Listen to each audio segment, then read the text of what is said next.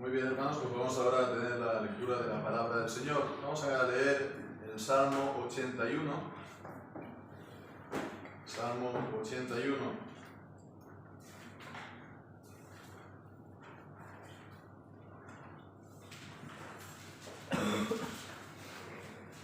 Así la palabra del Señor. Al músico principal sobre Gittith, Salmo de Asaf. Cantad con gozo a Dios, fortaleza nuestra. Celebrad con júbilo al Dios de Jacob. Elevad salmos y tañed el pandero, y la arpa deleitosa con el salterio. Tocad la trompeta en la nueva luna, en el día señalado, en el día de nuestra solemnidad. Porque estatuto es para Israel, ordenanza del Dios de Jacob. Lo constituyó por testimonio en José, cuando salió por la tierra de Egipto, donde oí un lenguaje que no entendía. Aparté su hombro de debajo de la carga, sus manos dejaron de llevar los cestos. En la angustia clamaste y yo te libré. Te respondí en lo secreto del trueno. Te probé junto a las aguas de Meriba, Selah. Oye, pueblo mío, y testificaré contra ti. Oh Israel, si me oyeras. No habrá en ti Dios ajeno, ni te inclinarás a Dios extranjero. Yo soy Jehová tu Dios, que te hice subir de la tierra de Egipto. Abre bien tu boca y la llenaré. Pero mi pueblo no oyó mi voz, e Israel no me quiso a mí. Los entregué, por tanto, a la dureza de su corazón. Caminaron en sus propios consejos. Oh, si mi pueblo me hubiera oído, si Israel hubiera andado en mis caminos, en un momento habría yo derribado a sus enemigos. Habría vuelto mi mano contra sus adversarios. Los que aborrecen a Jehová se le habrían sometido, y el tiempo de ellos sería para siempre. Y Dios lo habría sustentado con lo mejor del trigo, y con miel de la roca te habría saciado. Amén. El Señor bendiga su santa palabra. En estos domingos por la tarde que estamos viendo los salmos, estamos meditando en algunos salmos, pues veíamos la semana anterior en el Salmo 110 que Jesucristo es el rey y sacerdote según el orden de Melquisedec, ¿no? Pues sacerdote según el orden de Melquisedec, sacerdote y rey. Y que es ahora el tiempo en el que Él reina. El reinado del Señor Jesucristo es idéntico también a su milenio, a estos 1000 años en los que, porque el diablo es atado, es decir, que no actúa con todo el poder del que es capaz, entonces la Iglesia tiene la libertad y está trayendo entonces la palabra y el Evangelio a las naciones. Las naciones son llamadas. Eso es sobre todo el sentido del milenio, porque cuando se acaba el milenio, leemos en el versículo 7 del capítulo 20 de Apocalipsis, entonces el diablo es soltado para engañar a las naciones, de nuevo. Y entonces las naciones son traídas a acosar el acoso último en contra de la Iglesia. Bueno, pues entonces alguien me dirá, bueno, si es así, si es ahora el tiempo, digamos, del milenio, ¿cómo es que vemos la Iglesia en este estado? ¿Cómo es que la vemos postrada? ¿No? La gente normalmente, la idea que se hace, por lo tanto, de este milenio es de un tiempo de edad de oro sin fin, ¿no? En el que la Iglesia solo conoce bendición, avance y triunfo, ¿no? Y en las versiones, como vemos, ¿no? También en las clases de sistemática, las versiones más radicales, bueno, pues entonces ni aún conciben que al final del milenio haya pues una rebelión del diablo no, ellos conciben que la venida del Señor Jesucristo será para encontrar una iglesia absolutamente radiante, que haya triunfado sobre todas las naciones. Pero con todo y con eso, ¿no? Quiero decir, aunque esta visión del milenio, pues ciertamente sea idílica, y ciertamente pues a quien no le gustaría, ¿no? Pero podemos decir que es realmente realista pensar esto, que la iglesia en este momento caído va a estar exenta de problemas y dificultades cuando al mismo tiempo del milenio hay pues oposición, hay lucha, hay oposición desde dentro y desde fuera. Pero con todo y con eso, digo, hay un punto a retener. Es que en este tiempo, normalmente las cosas que son, no son como debieran. El estado actual de la Iglesia no es el que podría ser. Por parte de Dios, y por parte de Dios y también pues por parte de la Iglesia, ¿no? Se podría ver mucho más, se podría hacer mucho más en el tiempo presente para llamar al Evangelio, para llamar a Cristo a individuos y a naciones. Porque todavía es día de salvación, todavía es día en el que no ha venido ciertamente el fin, y todavía vemos la Iglesia está presente y goza de libertad para predicar el Evangelio, mucha más libertad que hace 2000 años, ¿no? Cuando comenzó la Iglesia. Entonces, el punto a retener es ese, que ciertamente el estado de la Iglesia en general no es el que debiera ser, y podría ser ciertamente mucho mejor, y esto nos lo encontramos de muchas maneras en la Escritura. Uno de los lugares es este Salmo 81, este Salmo 81 que, a ver, muchas veces llama la atención que tenga estas dos partes tan marcadas, ¿no? En el primero de alabanza, cantad a Dios, cantad con gozo a Dios, a fortaleza nuestra, y es un canto de alabanza, etc. Pero después hay una segunda parte muy abrupta cuando dice en el versículo 11, pero mi pueblo no halló, o mi voz, Israel no me quiso a mí. Entonces está una parte de alabanza seguida inmediatamente de otra parte de lamentación, ¿no?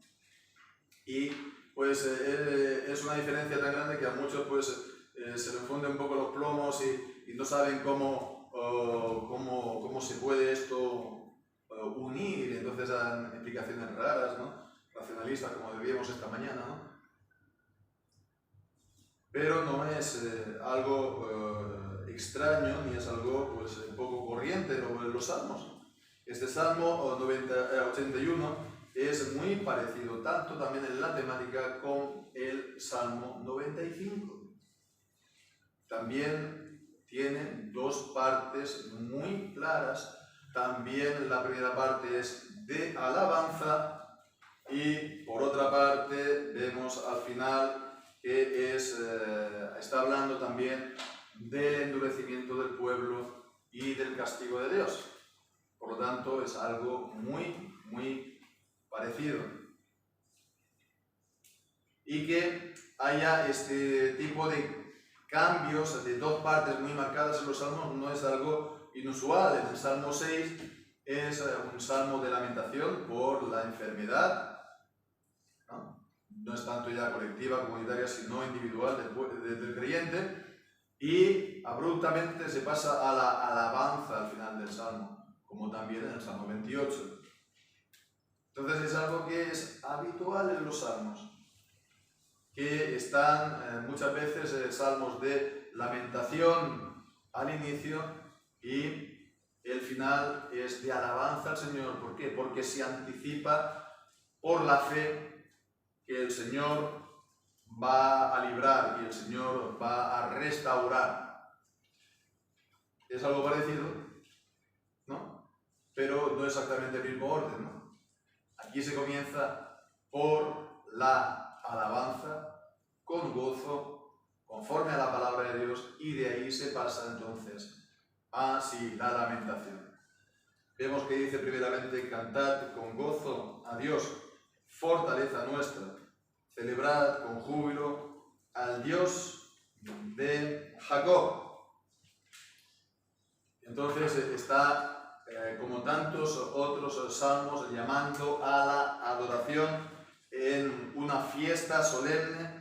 Dice el versículo 3: tocad la trompeta en la nueva luna, que en el día señalado, en el día de nuestra solemnidad. Los comentaristas aquí todos están, por lo que dice aquí en este salmo, no hace falta en este versículo 3 entrar en detalle porque nos llevaría a ver. Pero la idea es que fue en la fiesta de los tabernáculos. Entonces está hablando de la fiesta de los tabernáculos, que es una de las fiestas instituidas por el Señor en el Antiguo Testamento, Levítico 23, ¿no? Estaba pues la Pascua, estaba también pues el día de la expiación, estaba la fiesta de las cosechas, ¿no? Estaba también la fiesta de los tabernáculos. Y después ya con Esther se añadiría la fiesta del Purim, ¿no? Ya al final del año. Bien, pues entonces la fiesta de los tabernáculos, que sería aproximadamente en el mes de septiembre, 7 días en los que el pueblo tenía que vivir en tabernáculos, es decir, en tiendas, en cabañas, en chozas, ¿no? ¿Para qué? Pues para conmemorar la salida de Egipto, como Dios los llevó después de la salida durante 40 años. Durante 40 años. Ahí habitaron en tiendas. Entonces era una manera también de recordar, ¿no? Era una manera también de identificarse con el pueblo, ¿no? de Israel cuando salió de Egipto. Supongo que si hiciéramos esto, los críos de la congregación estarían pues encantados, ¿no? Hacerlo. Pero bueno, no es algo que nosotros lo tenemos que hacer así literalmente. Ya sabemos que todas las festividades del Antiguo Testamento se han cumplido en Cristo y nosotros no tenemos que estar pues guardándolas, ¿no? Ni eso, ni tampoco ninguna de las ordenanzas del culto a Dios en el Antiguo Testamento, ¿no? Porque todas esas cosas eran sombras que se han cumplido en Cristo, nos dice la epístola a los Colosenses. No tenemos que estar pues guardando y cumpliendo los sacrificios animales, porque se han cumplido en Cristo.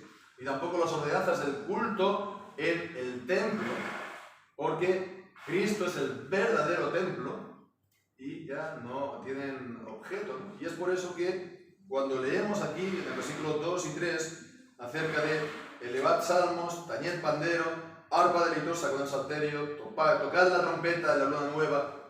Entonces vemos, está hablando del pandero, del arpa, de la trompeta, instrumentos musicales, pues. Entonces estos instrumentos musicales, como decimos,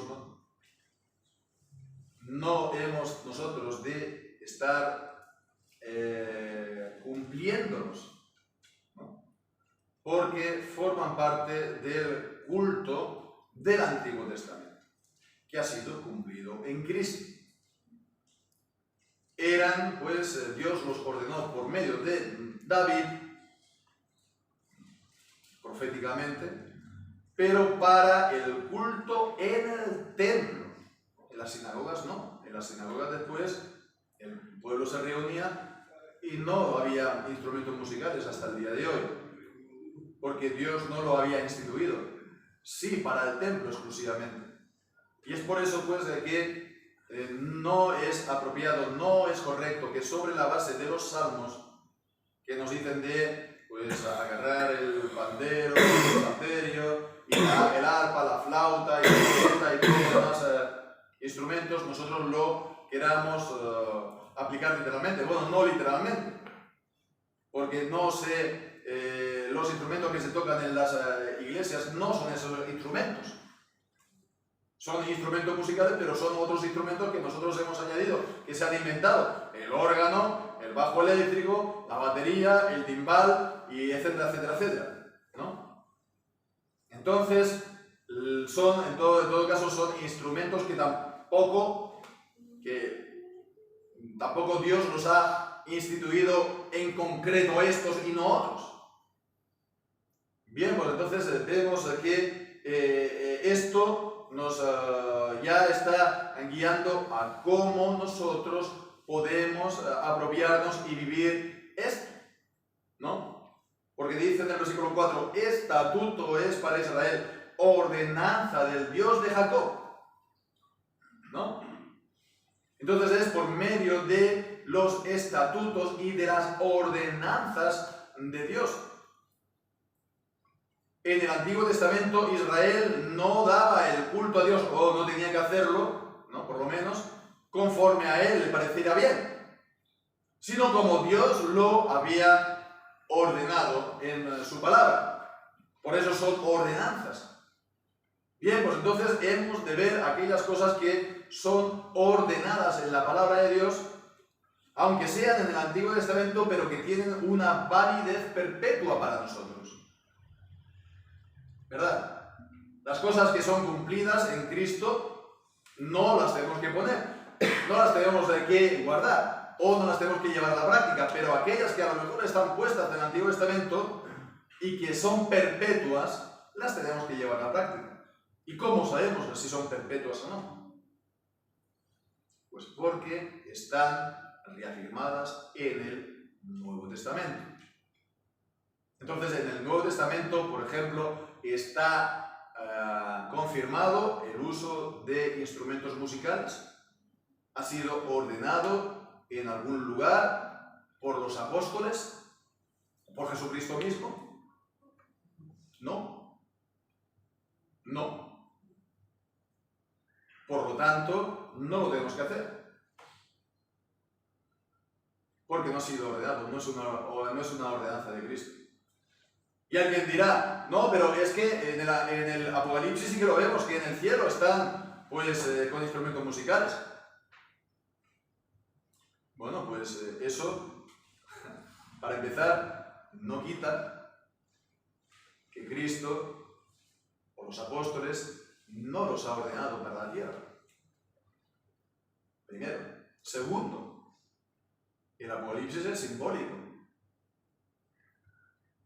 Y en el cielo los espíritus no tocan con instrumentos, no tocan con arpa, no están alabando a Dios con instrumentos musicales.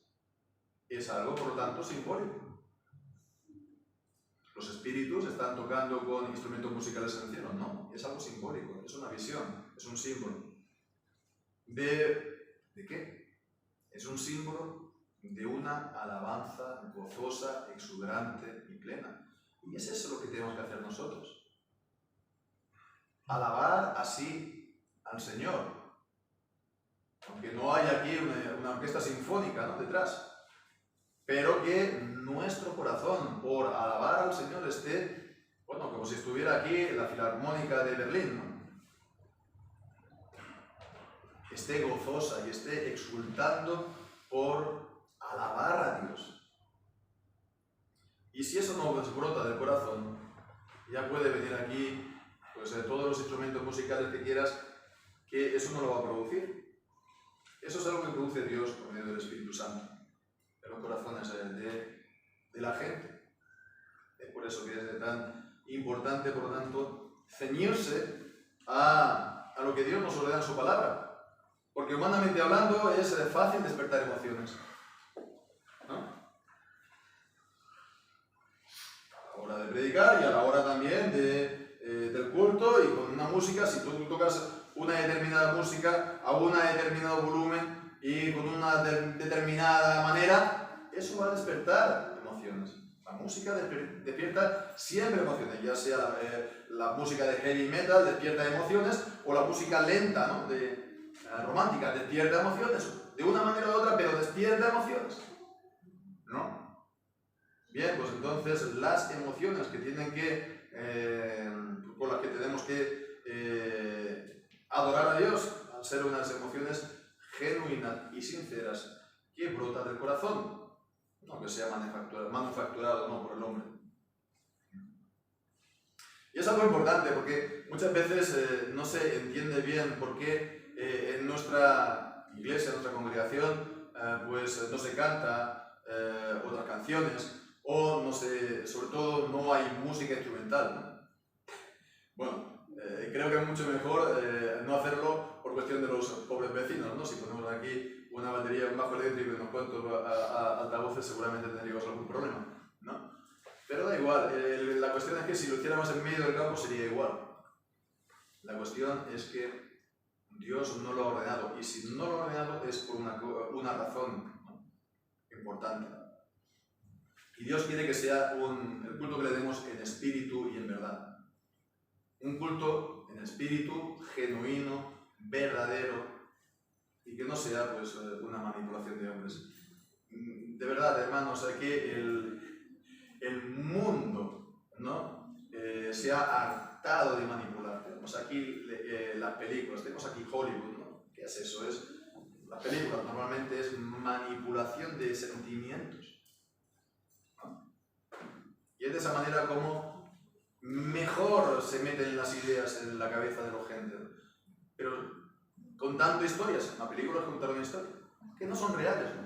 Mitos, ¿no? Artificiosamente, como vimos esta mañana. Pero es poderoso, una vez que ya se ha metido ahí se queda, ¿no? Se manipula por medio de la historia, por medio de la música, ¿no? Por medio de lo bonito que son el actor o la actriz, ¿no? La historia que se cuenta, te conmueve, te lleva al corazón y ya te has metido la historia, ya te has metido la idea, ahí se queda, ¿no? Bueno, pues todo esto es para decir que las emociones han de estar presentes, sí, en el culto, pero han de ser unas emociones que no las creemos los hombres, sino que sea Dios quien la haga brotar desde dentro por su palabra y su Espíritu Santo.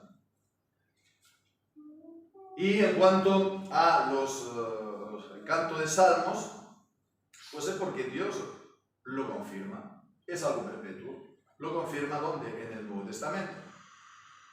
Dios no ha dado otros cantos para que se canten en la iglesia más que los salmos de la Biblia, ¿verdad? Y bien, pues entonces estos son, Dios ha confirmado que se canten estos salmos y no otros, ¿no? En Efesios nos dice en el versículo, capítulo 5,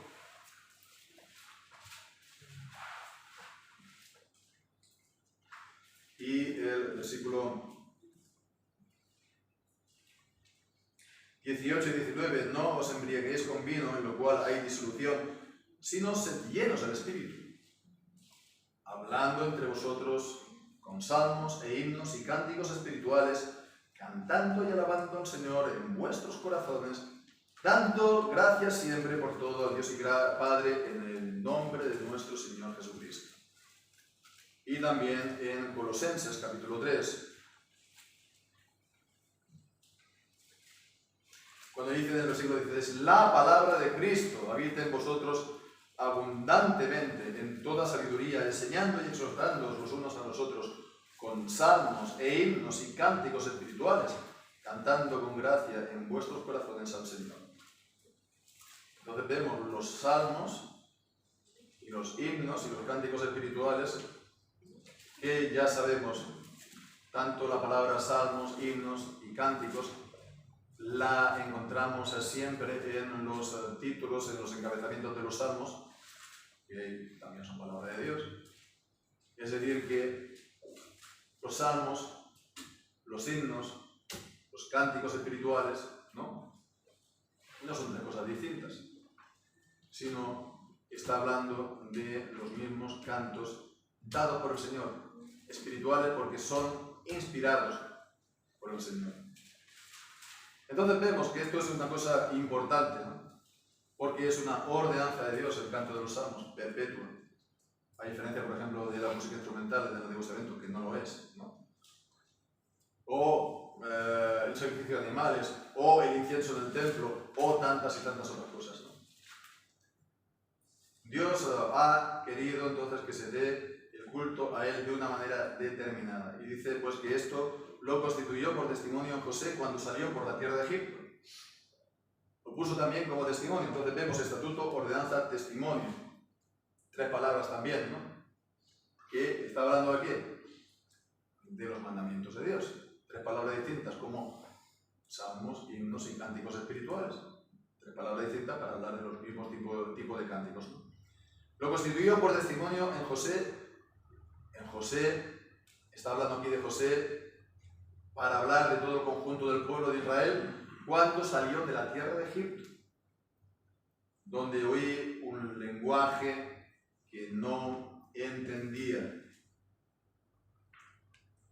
Algunos dicen que aquí el que habla el lenguaje es Dios, pero creo que aquí está hablando más bien de Egipto, de los egipcios, ¿no?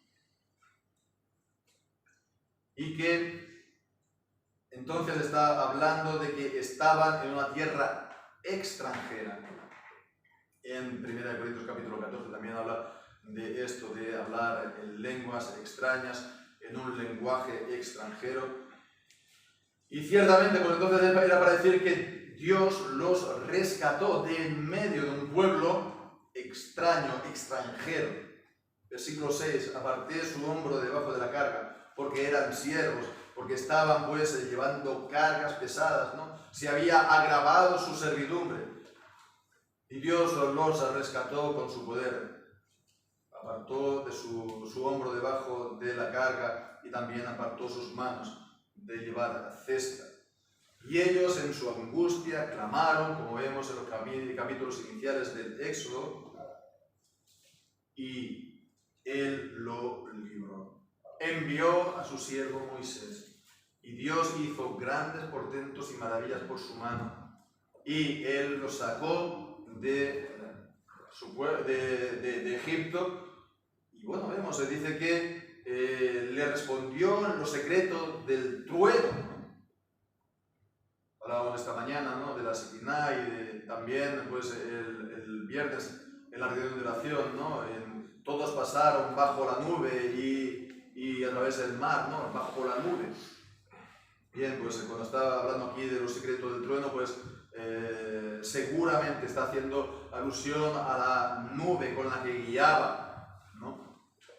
Nube de día, resplandor de fuego durante la noche, al pueblo después de la salida de Egipto. Te probé en las aguas de Meriba.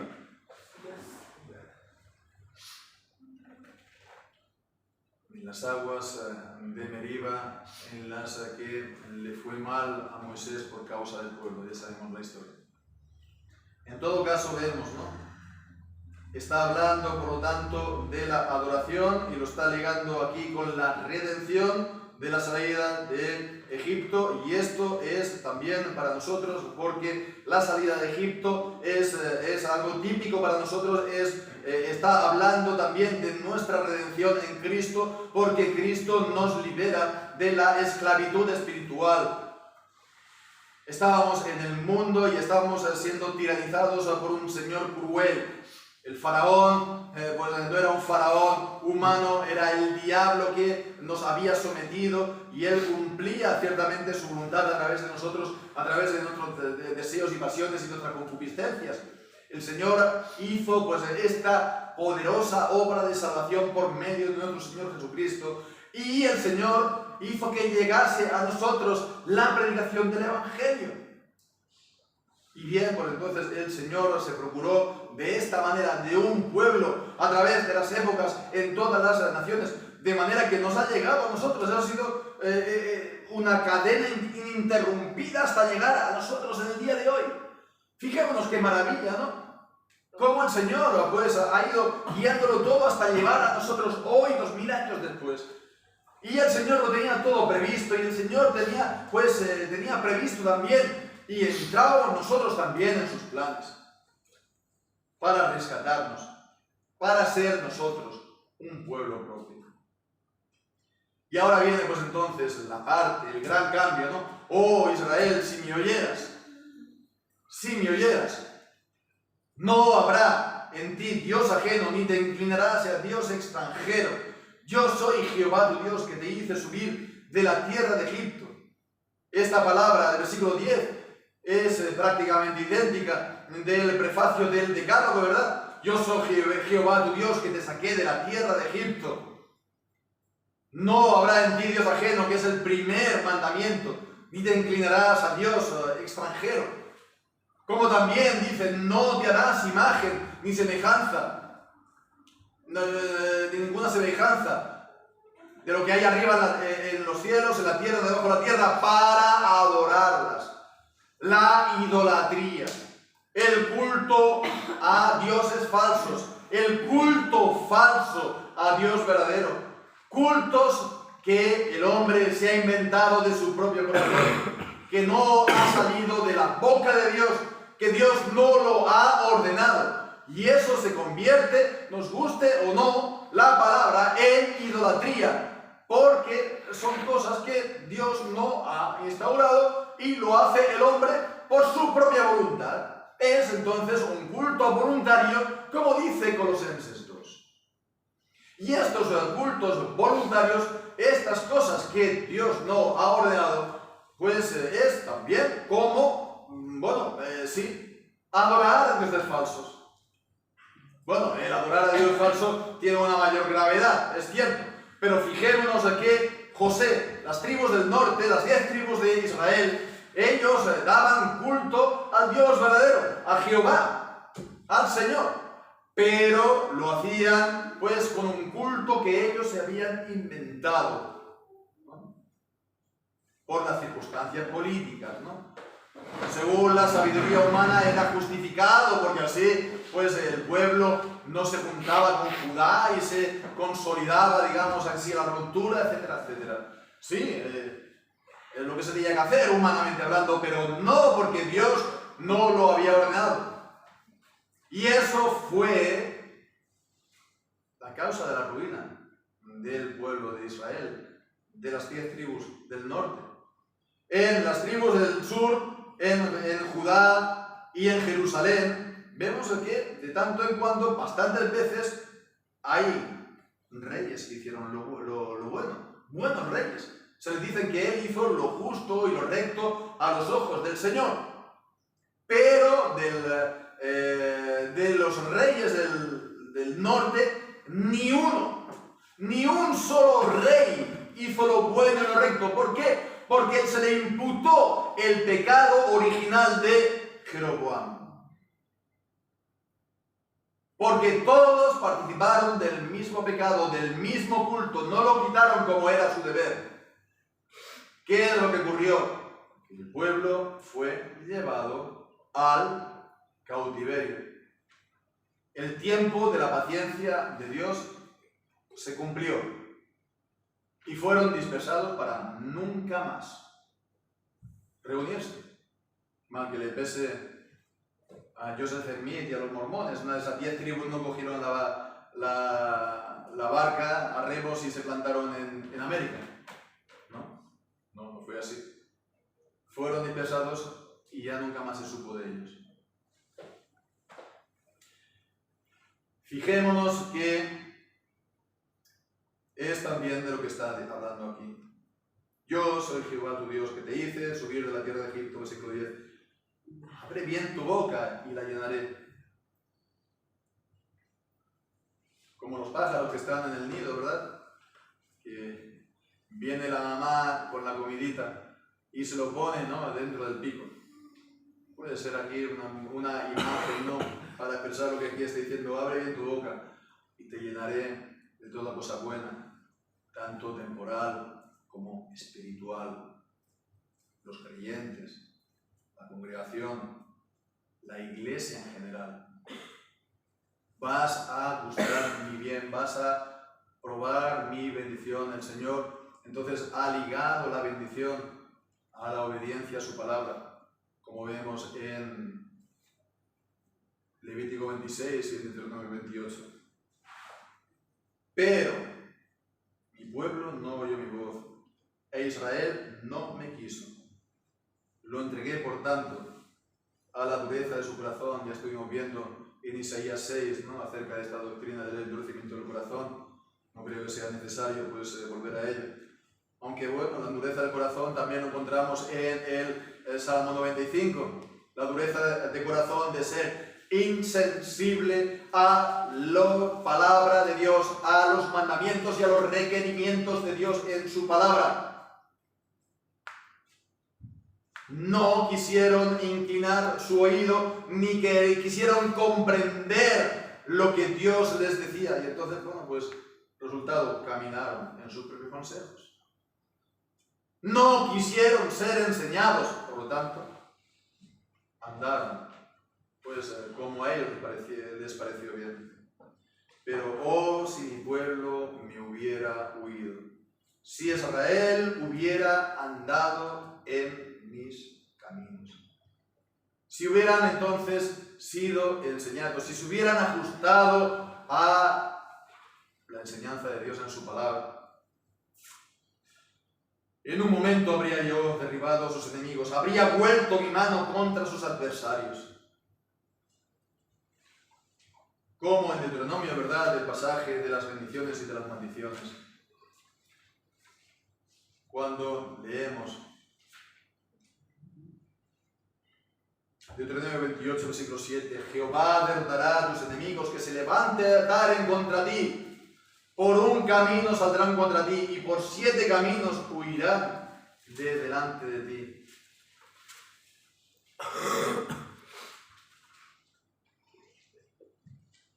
Por un camino van a venir contra ti y van a ser derrotados de la manera que huirán por todas partes. En un momento lo habría hecho. El Señor es todopoderoso para hacerlo. Bueno, pero las cosas toman su tiempo, ¿no? Pues en un momento, porque el Señor podría hacer grandes proezas. Habría derribado a sus enemigos, habría vuelto mi mano contra sus adversarios, y dice, los que aborrecen a Jehová se le habrían sometido. De voluntad o no. La palabra aquí, someter, es muy curiosa porque es también la que encontramos en el Salmo 18. Literalmente significa fingir obediencia, fingir. No está hablando, pues, de algo de corazón realmente sincero, pero se someten porque no pueden hacer otra cosa, por el poder omnipotente de Dios. Bueno, pues los que aborrecen a Jehová, los que lo odian, no podían hacer otra cosa, sino que, bueno, pues, mantenerse, ¿no?, digamos, en las normas, en los cánones de lo que es aceptable al Señor. Y el tiempo de ellos sería para siempre. El tiempo del pueblo sería para siempre. Y Dios los habría, de nuevo, pues, acerca de su pueblo, sustentado con lo mejor del trigo y con miel de la roca te habría saciado. Aún aquellas cosas duras se habrían vuelto dulces, que Dios es poderoso para hacerlo, ¿verdad? De la misma manera que es poderoso para hacer brotar agua de la roca en Meriba, es poderoso para transformar la aflicción en dulzura para nosotros. Ay, pues, si mi pueblo me hubiera oído, si Israel hubiera andado en mis caminos, hubiera habido victoria y no derrota. Y aún los adversarios y los aborrecedores de Dios y de su pueblo no podrían hacer más. Ya, la boca. Bien, pues, y aquí una explicación que nos da la palabra por la cual, en este tiempo, en el cual todavía no ha venido el fin, que es un tiempo todavía de salvación de milenio, en el que el diablo está atado, no vemos esto. ¿Por qué? Porque iglesia, los creyentes, las iglesias, no quieren sujetarse a lo que Dios ha ordenado y solo a esto. Fijémonos que aquí, sobre todo en el contexto de este salmo, está hablando de la adoración, del culto. Por supuesto también lo mismo en cuanto a la fe, lo mismo también en cuanto a los mandamientos de Dios. Ya en septiembre, si Dios quiere, retomaremos el decálogo, etc., de lo que nos es lícito y no hacerlo.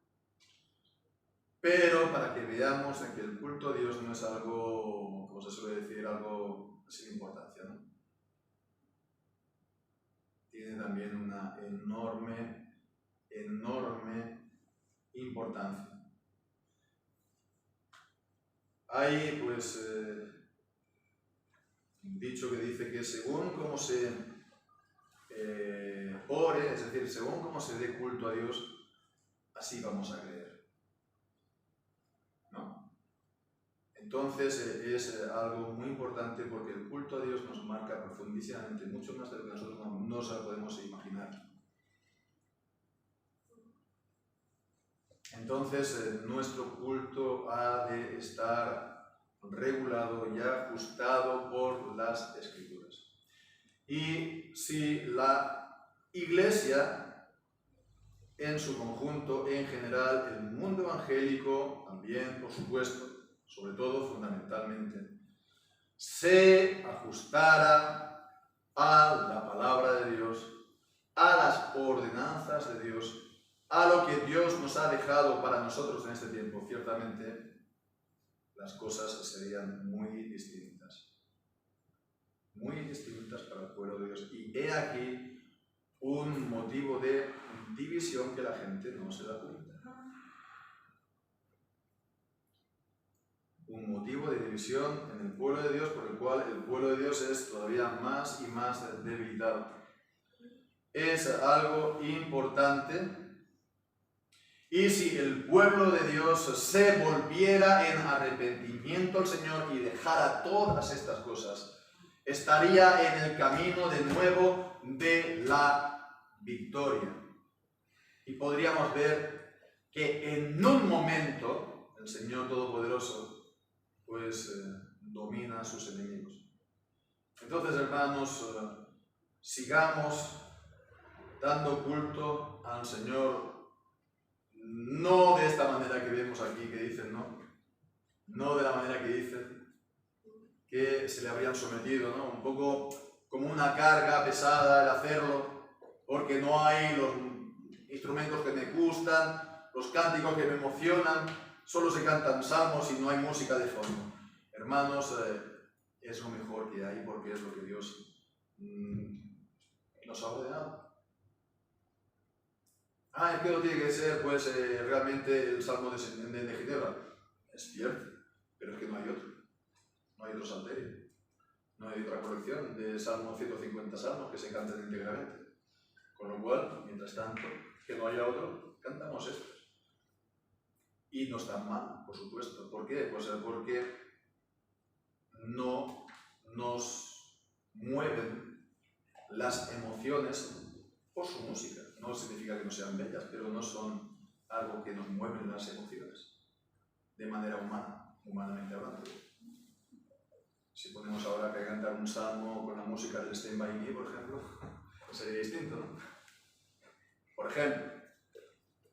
No, esto no es así, entonces esto es algo más neutro, ¿no? Siempre, en cuanto a las emociones. Y hemos de también decir que es importante. A hermanos de otras congregaciones, decirles, es importante esto. Es importante la manera como damos culto a Dios. Es tan importante como que es una de las razones fundamentales por la que no vemos la gracia de poder derramar en este tiempo sobre la iglesia. Sí, hay muchas iglesias, ¿no? Muchas iglesias. Pero poder de la Iglesia en general se va dilapidando.